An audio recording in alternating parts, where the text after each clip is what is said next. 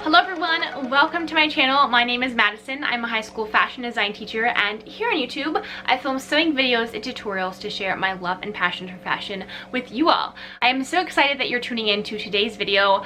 Every single time I post a video and film an intro, I always say that I'm so excited for this video because I really always am, but today I am extra excited because we are working on a project that is all things princess, fairy tale, pink, and tulle, and every bit the impractical dresses that I love and that will continuously, every single day, all the time, 24/7, make me smile. There are a handful of things that are guaranteed to make me smile and just make me happy for legitimately no reason. Pretty dresses being one of them, new books being another, fabric being one thing, and also flowers. I'm such a huge fan of flowers. They're just every bit like romantic. They're gorgeous, basking in nature and just enjoying the beauty of flowers. I'm always buying them for myself. And speaking of which, I was recently introduced to this brand called Rose Forever that's based in New York, and they essentially take roses and they preserve them in these gorgeous velvet boxes to last forever for you to enjoy. So they were so kind to send me this velvet box of these gorgeous white roses, and I am very excited about these because they are roses that are real, but they're preserved to last. They smell like roses and you can just stare at them all day long and it's gonna make you smile. It is something that's so much fun to use in pictures, to use as decoration, and it also fits so perfectly with today's project, which is all about fairy tales, princesses, and everything that is romantic. So if you want to check them out, I'll link all of the details down below. So with that idea and inspiration for all things romantic, fairy tale, princess, and gorgeous dresses, let's dive into all of the design details for this project. So this video has been a long time coming, and when I say long time, I mean I've been working on this for 4 months. This video was started in December when I was taking part in Dresscember. It was supposed to be the grand finale dress of my month of fundraising and wearing dresses to raise awareness for human trafficking, but life happened and I wasn't able to finish it until about a month ago. So we are finally putting this video together, and I am so excited to share it with you because it's just so beautiful, so romantic, so just twirl worthy. It's ready to be worn to castles, running through the gardens, just living your perfect fairy tale life. And also I'm very excited about this video because a lot of times my videos are based on my projects, are based off of using patterns that already exist or trying to remake something from a designer, and this project is a straight up Madison Lynn original, or Maddie Lynn as all of my like garment tags that I got is called. And so I'm very excited about this because it's an idea that I kind of was brainstorming through. I'm going to take you through the whole process of all of the different sketches that I created in this process and the one I finally landed on, and I am so excited with the finished result. So let's get started on designing. Okay, so this was the original idea I kind of came up with. I saw someone on Instagram who was wearing this fabulous like green tulle skirt, and it had all these like jagged layers with these like ruffles at the end. So that's kind of originally what I was going with, is that I wanted layers in the dress, and I kind of wanted all of these details along the edges, and then I wanted a really simple top that had like sweetheart and then just like this gathered tulle over the bodice. So this was a sketch that I sketched up in class one day while my students were working on something, and then I came home and I added color to it. So then I ended up changing the bodice to be like a crossover, and again you have kind of your jagged mismatched layers of tulle over a longer tulle skirt. So this was the original idea that I was kind of going off of and was thinking that I was going to replicate. But then I got another idea of just doing panels and kind of wanting it to be a little bit more classic.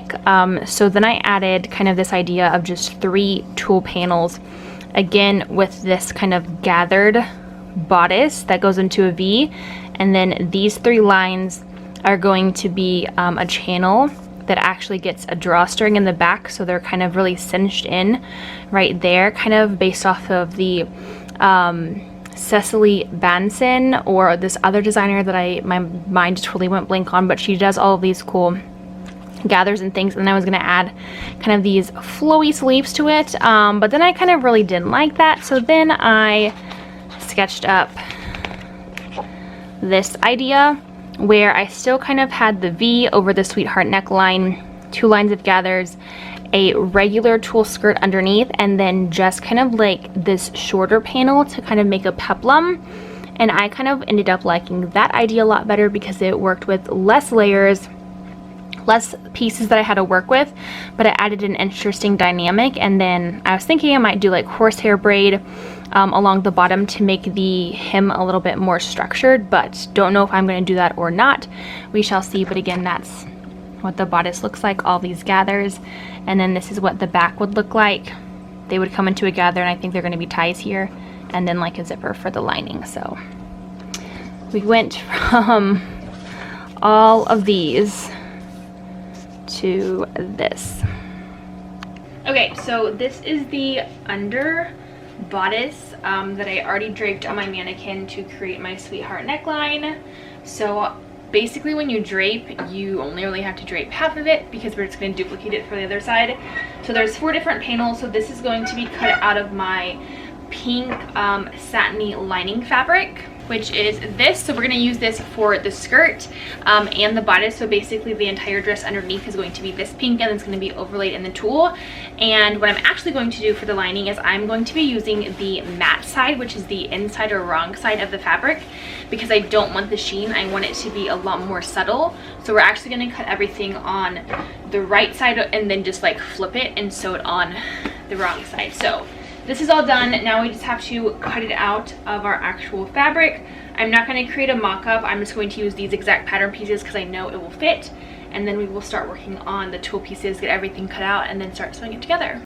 Since I've already draped the bodice of this dress, I'm just going to use those muslin draped pieces as my pattern pieces when cutting them out of my actual fabric. The one thing to note is that when you're using your draped muslin pieces, you want to make sure that you're adding seam allowance when you cut it out of your actual fabric to make sure that all of your dimensions still equal your size and fit you. When cutting out my muslin pattern pieces that I've draped, I always like to use a rotary cutter because it's so much easier to cut them. And also because my bodice is going to be lined, I'm going to cut out double the pieces.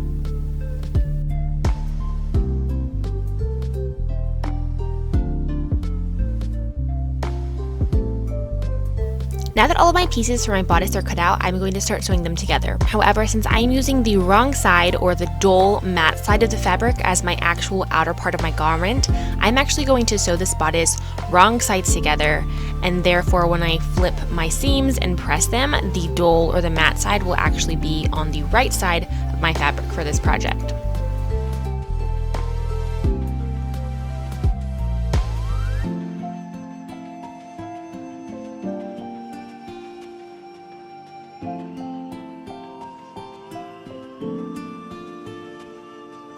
After I've sewn all my pieces together to create the outer shell of my bodice and my inner lining, I'm going to press all of my seams nice and flat before I continue to sew both pieces together and start adding my boning.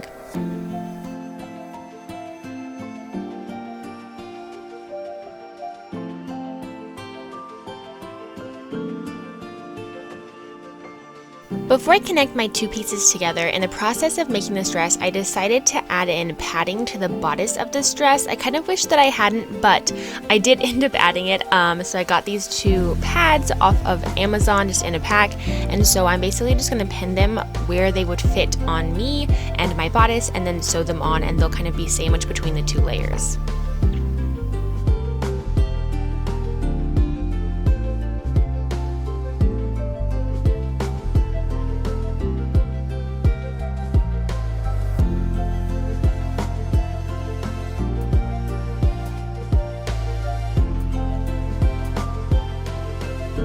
Now we're going to sew the 2 bodice pieces together along the top curve by placing them wrong sides together, which are really my new right sides.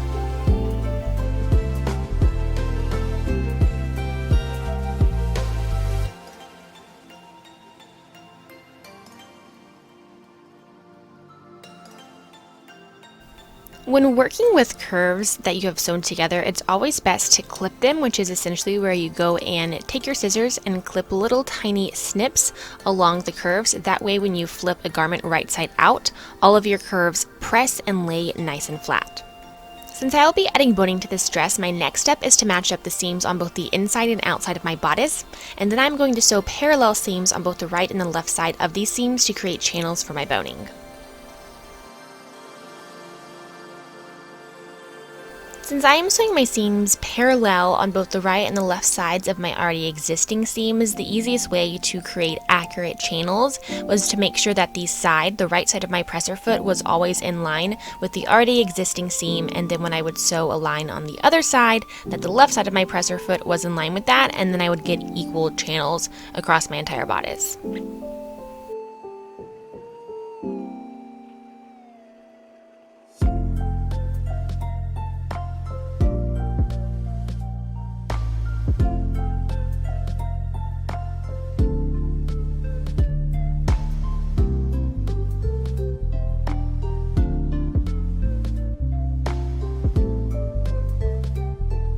The boning that I'm using for this bodice is a sew-through featherlight boning, so you can essentially sew through it or you can insert it into channels. It's a very easy, less structured boning that is very comfortable to wear, so I'm cutting my boning to be equal for all of the different channels that I created, and then I'm also using a striker to just gently melt the end so it doesn't snag my fabric as I'm inserting it into each channel.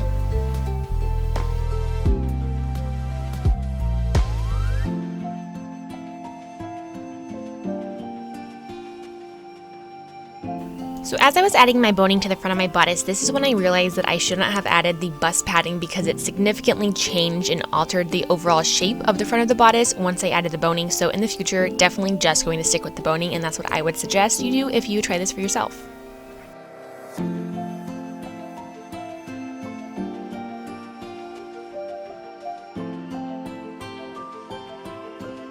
Now that the bodice is created for this dress, it's time to start cutting out all of the skirts. So we're going to create a circle skirt for the lining, and then we are also going to create 3 layers of tulle circle skirts for our overlay. So I'm just using a pre-existing circle skirt pattern from a formal dress pattern that I had in my stash. It was super easy to use, but there's just a lot of cutting that goes into it, and then you have to sew it all together and layer it all.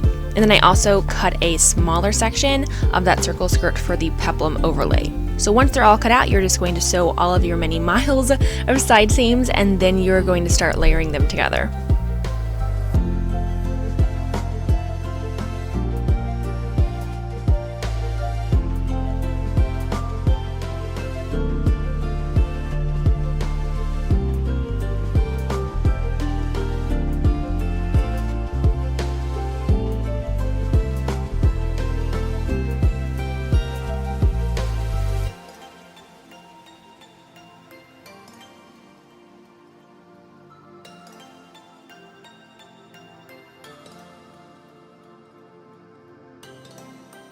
I also serged the side seams of my lining skirt since satin has a great tendency to fray, but tulle does not fray, so you really don't have to finish the seams at all.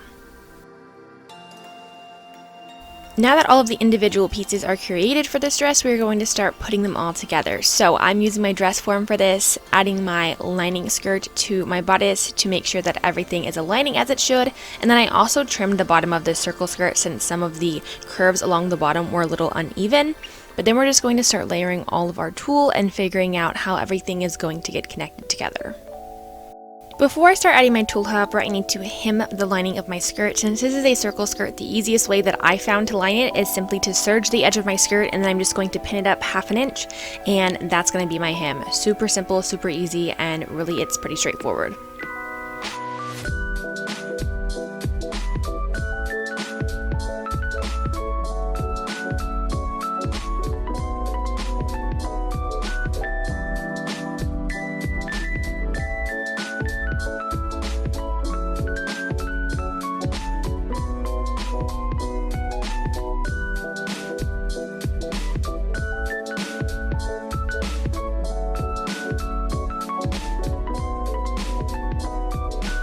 Now it's time to start layering all of our tulle skirts together. So I will say one of my favorite things about these dress forms that I use is that they're actually height adjustable, so I can actually raise them so that they're more at eye level, which was super helpful for this project when I was layering all of the skirts. So for the tulle part of the skirt, we have 3 layers of tulle circle skirts that are overlaid on each other, and we also have 3 layers of a shorter tulle that's going to be the peplum that overlays over that. So figuring out how to match up all of these side seams and then make sure they're just all even was kind of the hard part, and I really loved using these plastic clips to hold them together. They worked a lot better than the pins, so these are a great option if you're working with more delicate fabric. Rather than pinning it, you can actually use these fabric clips.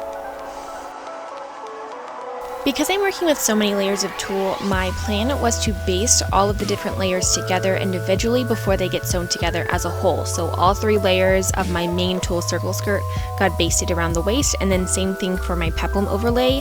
That way the tulle, because it is slippery, didn't shift, and then I could connect them and sew them all together at the end.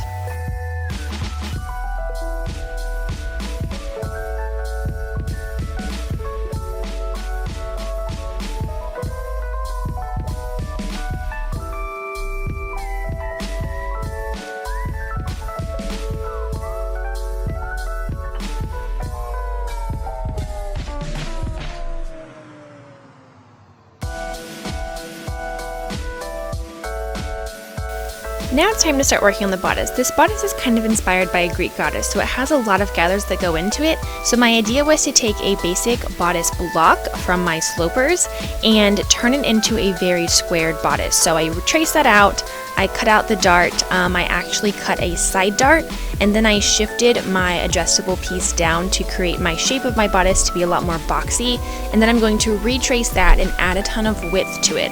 So I added width to my shoulder seam since I wanted to have gathers at my shoulder, and I'm also going to add widths to my side since I'm going to be adding channels that are going to get pulled to become gathered. So I don't remember my actual measurements for this, but I think I basically doubled the width of everything. That way once it's all gathered, you get a lot of that really pretty ruching. I also wanted the neckline for this bodice to be more of a V, so I changed the neckline on my pattern piece as well. And then the back of my top is also a V, so I essentially just used the exact same pattern piece for both the front and the back, so I didn't have to draft 2 completely different ones. However, the front of my bodice is cut on a fold, and the back of it is not cut on a fold since I'm going to actually have an opening in the back where the tulle gets sewn together. So because I'm working with tulle, I wanted to make sure that my bodice was double layered, so I cut out 2 pieces for my front and my back, and this way it also gave me the ability to have layers where I can sew in a channel to create my ruching and gathers in my bodice later on. So after those are all cut out, we're just going to sew the shoulder seams and the side seams before we connect them together.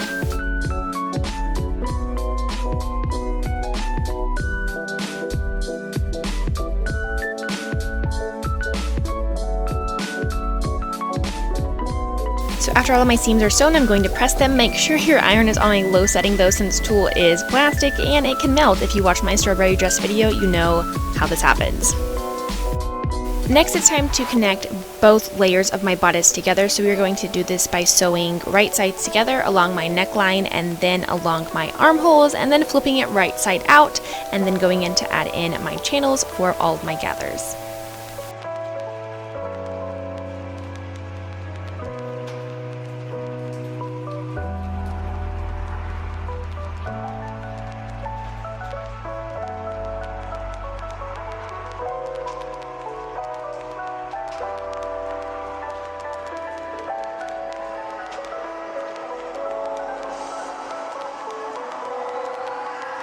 Once both layers of my bodice are sewn together and the seams are turned to the inside, I went ahead and just pressed all of those seams on a low setting to make sure that they're nice and flat before I start adding all of my gathers.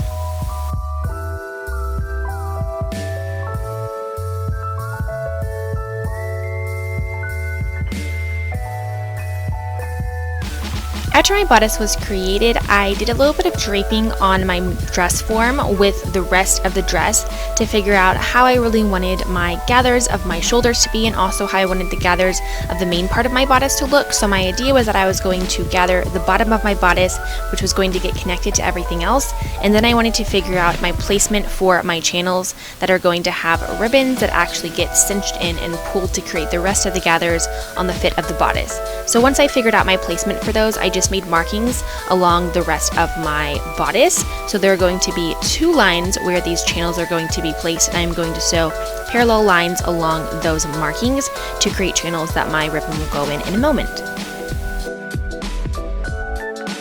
So now that I have my line markings for my channels, I'm going to sew 2 parallel lines about 1/4 of an inch to 1/2 inch apart, and I actually changed my tension and my stitch width for this. That way my seams were a little bit looser as I was creating these.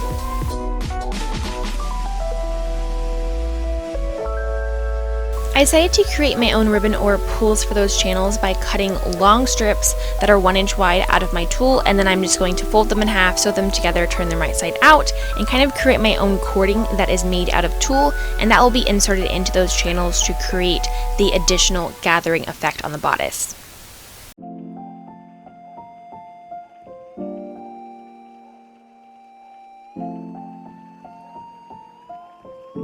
One of the last steps of my bodice was to add in a basting stitch along the bottom hem that is going to be gathered to create the start of the gathers for the bodice.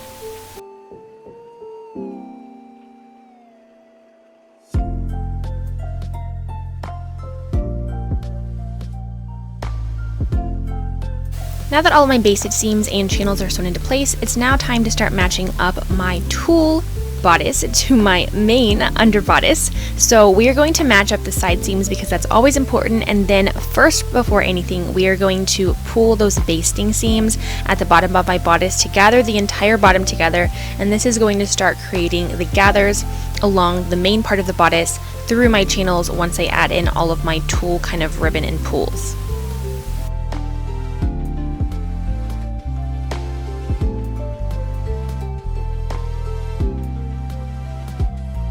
Once all of the gathers were aligned and pinned into place, I decided to baste down those bottom gathers so that way both layers of my bodice, both the tulle and the main inner lining, are actually all connected together before I finish the rest of the gathering.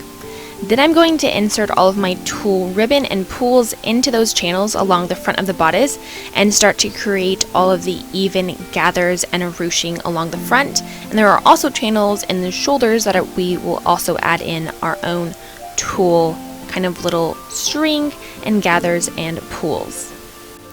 Since the shoulder ruched pulls are only coming out and being tied on one end, once I insert them I have to make sure that I sew them into place, that way they don't come out, but then they're going to be pulled and gathered to create some fun little bows on the sides of the shoulders. Before I can connect the bodice to the skirt, which is my next to the last step, I have to connect my peplum tulle layers to my main skirt tulle layers and baste them together. Now time to start connecting my skirt to my bodice. So we are going to do this by essentially sandwiching the bottom edge of my bodice between the lining of my skirt and the tulle edge of my skirt. So the satin lining of my skirt will be pinned and connected to the inner part of my bodice, and then the tulle outer part will be pinned to the outside of my bodice. We're going to sew it together, flip them over that seam, and everything's going to be hidden.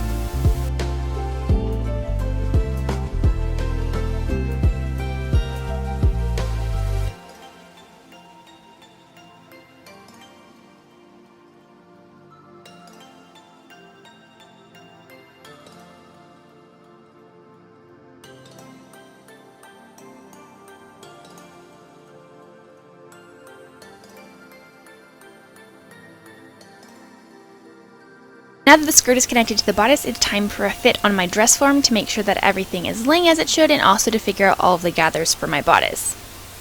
The one big adjustment I had to make was under my arms because they were a little bit gappy, so I just kind of pleated that a little bit to kind of really round off those armholes. Okay, so I just went and tried on the dress to make sure that my mannequin measurements were equaling out my actual measurements, and thankfully everything is working really well. There have been a lot of things I've had to figure out along the way of making this dress. of just analyzing how this is all going to work, because there are so many layers. There's like 6 layers of tulle plus the lining. So the big thing is that the dress has this peplum overlay, and so these 3 layers of the peplum in the back were really bunching up and are really annoying, especially when I started thinking about adding the zipper and not knowing how I was going to do that. So I think I'm just going to like cut slits in all of the pieces, and so the peplum will actually be open in the back, and that way it will lay a lot nicer over the other 3 layers of tulle. So there's so much going on here, but I cannot wait to show you this finished dress because it's literally a dream, and I feel like this is one of my greatest design accomplishments, of being an original design that had a lot of technical things to it, and it being like very much a fancy, not couture, but like my version of couture, red carpet kind of dress. So we're gonna go add the zipper, finish up the underarms, and then we will do a reveal. So the last step is to add in the zipper to this dress. Originally I put in an invisible zipper, and after inserting it 2 times and it kept breaking every single time because it was not strong enough for this dress, I ended up just putting in a regular concealed zipper, and that worked so much better.